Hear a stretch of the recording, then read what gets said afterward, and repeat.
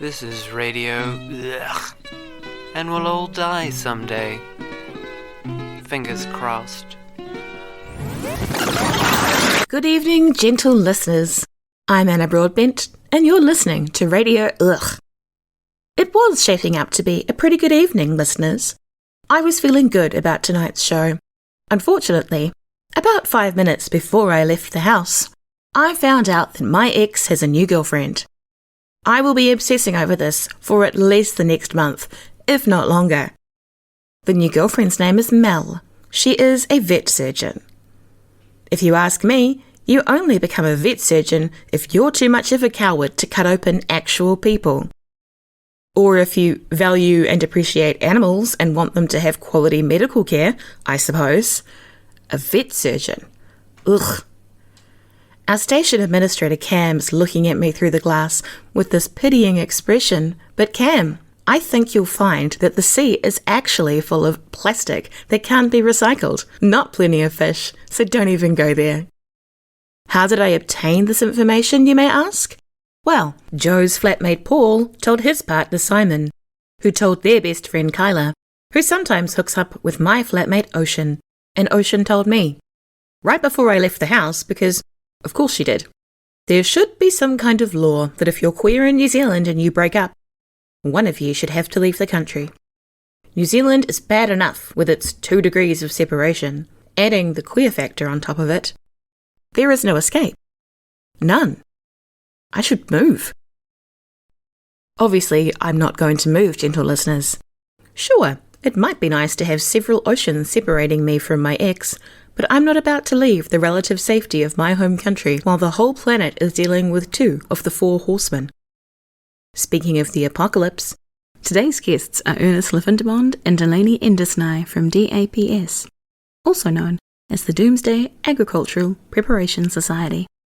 They'll be telling us all about what DAPS stands for and how they can help you prepare for the end of the world.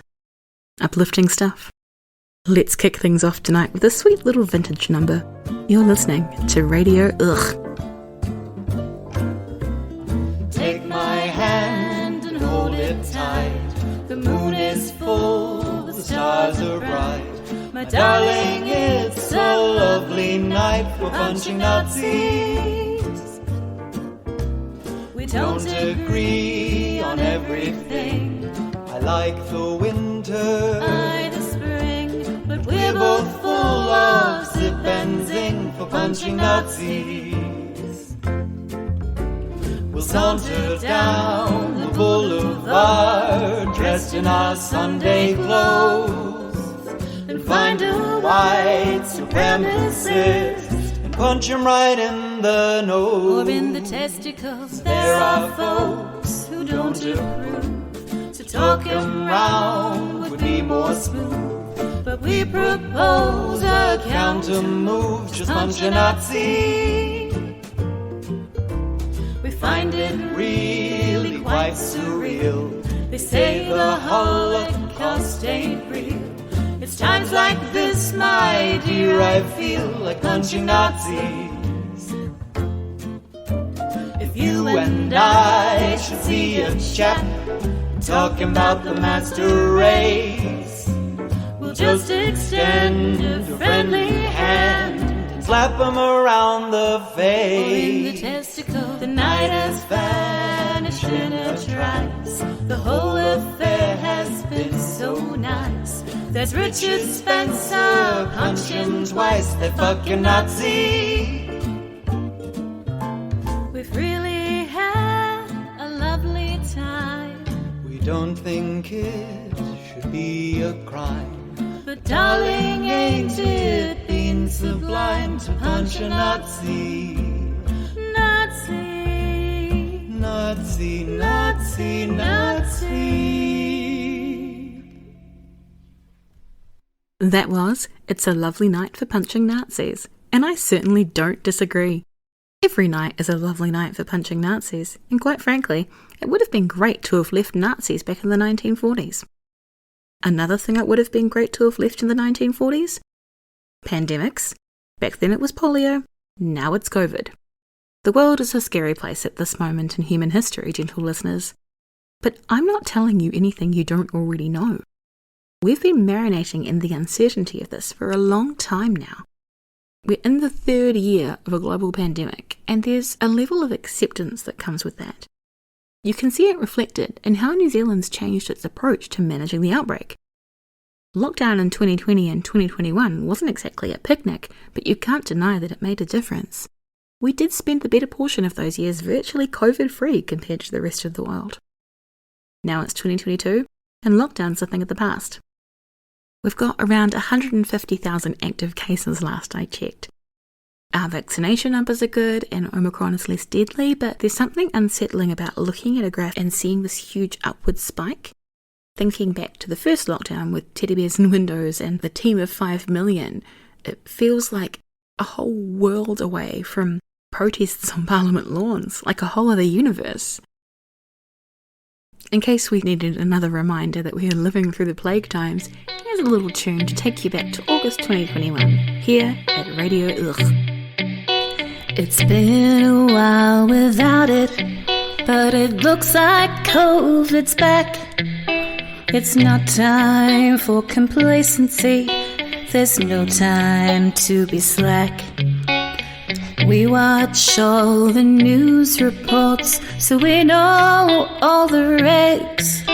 And the COVID response minister, Chris Hipkins, says get out and spread your legs.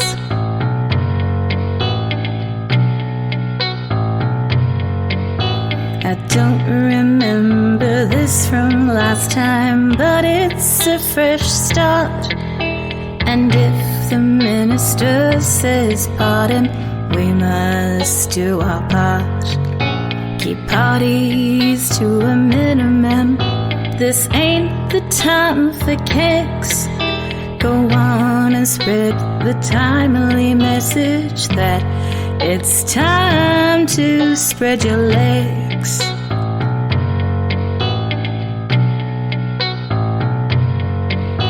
A lot of folks might spend their time in lockdown baking bread, but supermarket shelves are lacking flour. So good on you, Chris Hipkins, for suggesting that instead we focus on the kind of thing that's followed by a shower, but keep the guest list small in a neighborly situation. Menage a trois will lead you straight to menaged isolation. Pop cherries without bubbles, but with whom the question begs.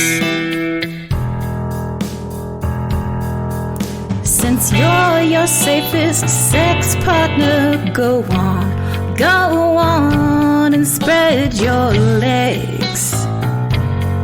Spread your legs. Spread your legs. Sandra, where are those reports? What's going on here? Your sister's in hospital? Well, that's very sad, but I don't see what it has to do with the reports.